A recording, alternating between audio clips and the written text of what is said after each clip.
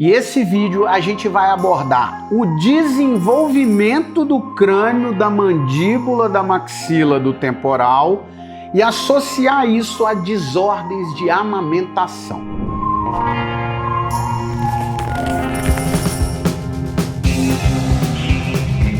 Eu sou o Léo Sete, fisioterapeuta osteopata, doutorando em reabilitação e desempenho funcional, trabalho com atendimento clínico, docência e pesquisa, pesquiso em adultos e bebês e vou conduzi-los por esse vídeo através da formação e desenvolvimento do crânio, principalmente maxila, mandíbula e todos os músculos envolvidos, no contexto da amamentação, contexto clínico extremamente importante com alta demanda na clínica de pediatria.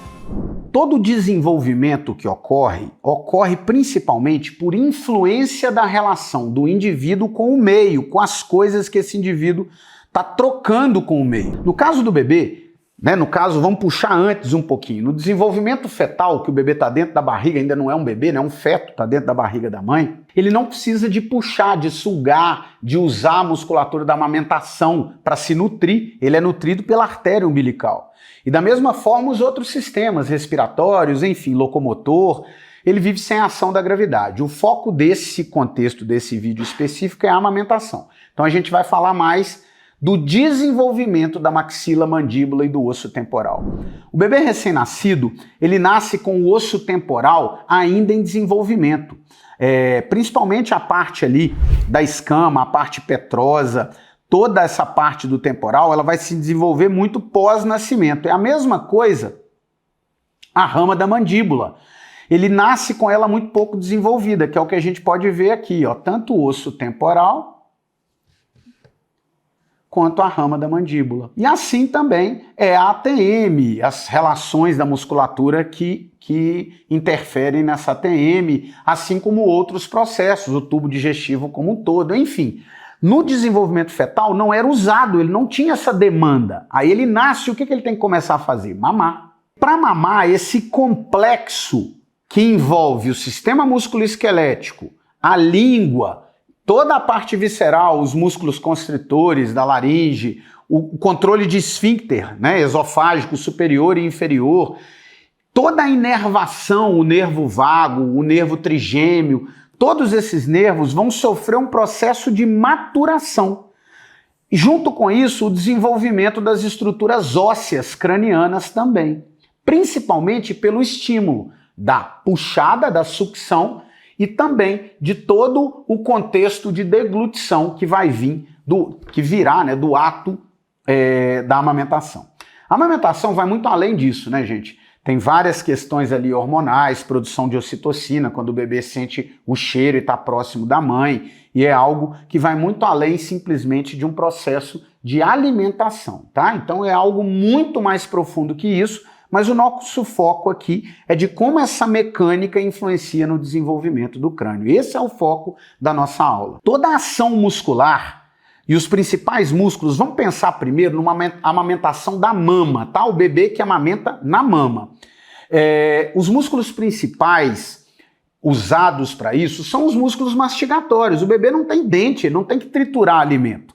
Mas ele usa essa musculatura mastigatória, que são eles, o temporal profundo, pterigóide lateral e medial e o músculo masseter, que no adulto funciona para triturar o alimento. No bebê, eles são músculos muito importantes para o ato de sucção. Além desses músculos, eu tenho outros músculos que auxiliam e que são até protagonistas numa amamentação, por exemplo,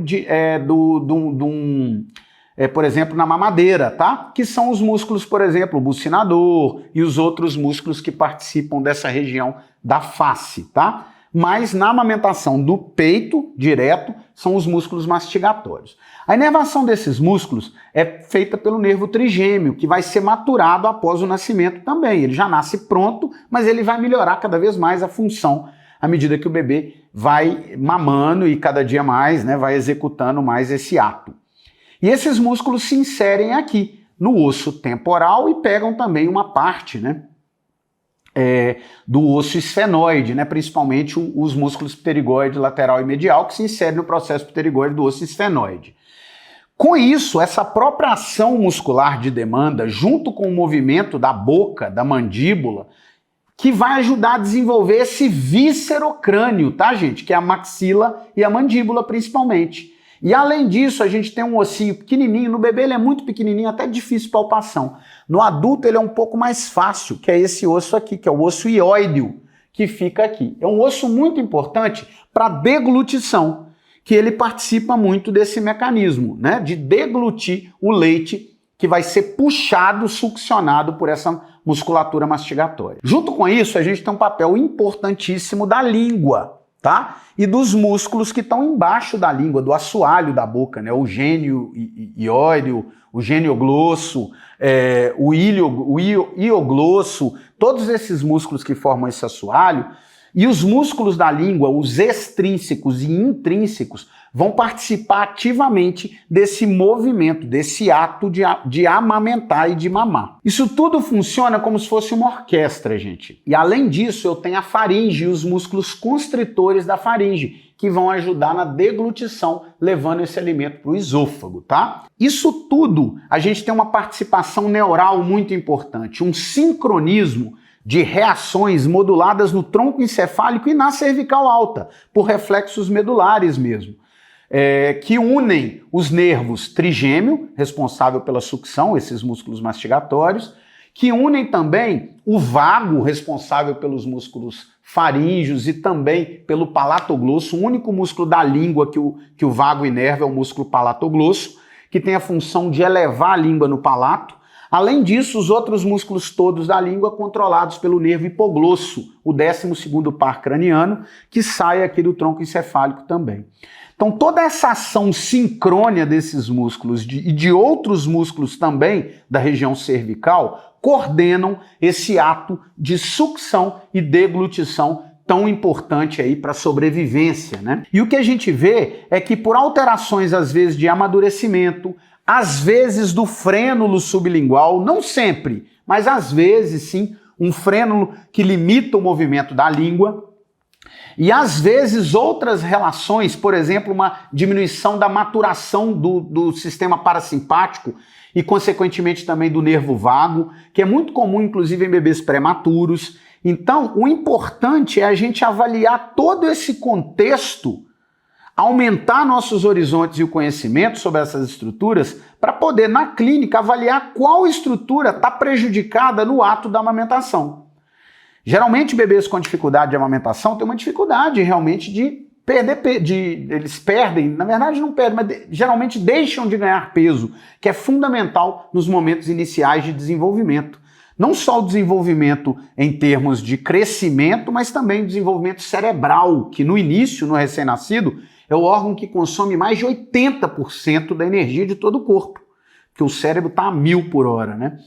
Então, com isso tudo, é necessário uma alimentação que sustente esse altíssimo gasto no início da vida. E para isso é importante a gente conhecer todas essas estruturas para avaliar e ter uma intervenção mais precisa.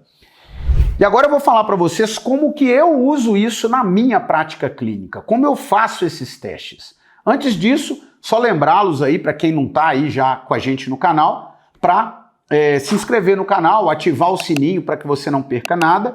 E esse vídeo, que eu tenho certeza que vocês vão conseguir usar muito na clínica, essas informações valem muito o nosso like. Então, senta o dedo no like aí e vamos embora que agora eu vou passar para vocês como que eu avalio isso na clínica. Uma forma que eu gosto muito de avaliar essas estruturas é levar o bebê para o ato de amamentação, tá? Primeira coisa é o palpa cervical alta, porque é nessa região aqui da base dele é que vai sair toda a inervação que vai controlar tudo relacionado ao mecanismo de sucção. Inclusive a influência do diafragma, tá, gente? Um músculo que eu esqueci de falar que está aqui embaixo no bebê, ele ajuda a participar também desse processo de sucção, tá? Ele gera uma pressão aumentando aí, participando desse processo. E o diafragma é inervado principalmente pelo vago e pelo frênico. Então eu testo e avalio a cervical alta.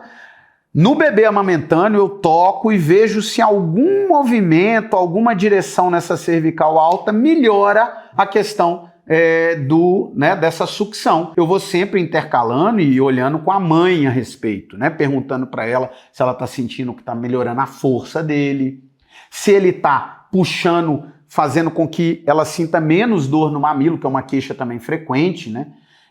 Quando o bebê não tem uma eficiência grande, ele acaba machucando um pouco. Então eu vou testando essa região cervical para ver se influencia. Outra região importante a ser testada é a região supraioidea, que eu venho aqui por baixo da mandíbula e vou testando também, perguntando ali para a mãe.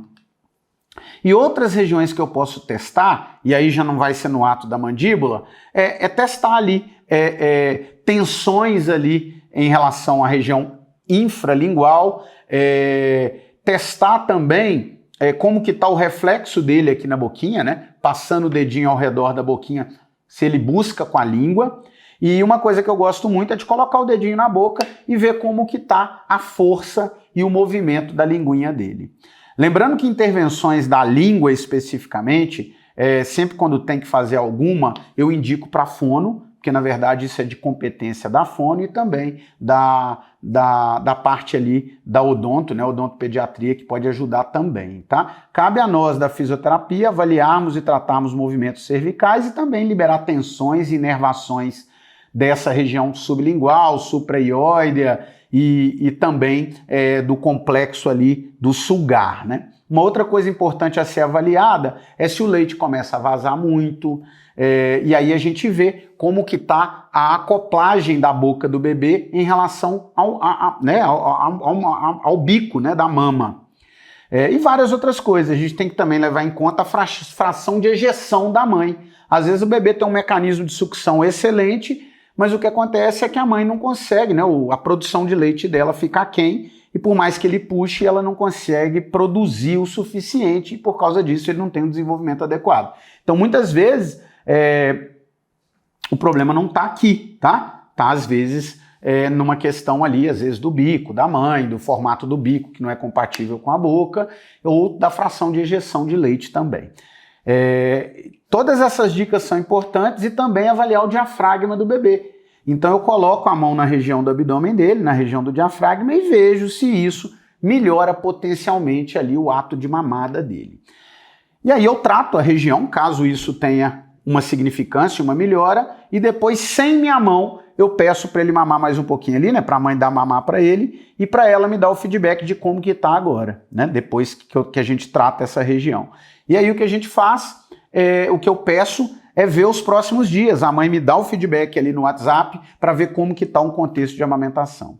Uma outra coisa que é bem importante nesse quesito de amamentação é usar os consultores, as consultoras de amamentação, que têm um conhecimento absurdo e que conseguem muito ajudar nessas desordens de amamentação. Esse vídeo aqui é importante para quê? Para saber o ponto que a fisioterapia pode agir, e a gente pode agir, principalmente num tratamento multidisciplinar, e até o ponto também que foge da nossa alçada e que a gente pode ali trazer um outro profissional para ajudar melhor esse bebê e essa mãe no quesito de amamentação.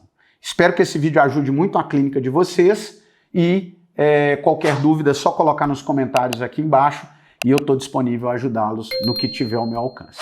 Um grande abraço a vocês e até a próxima.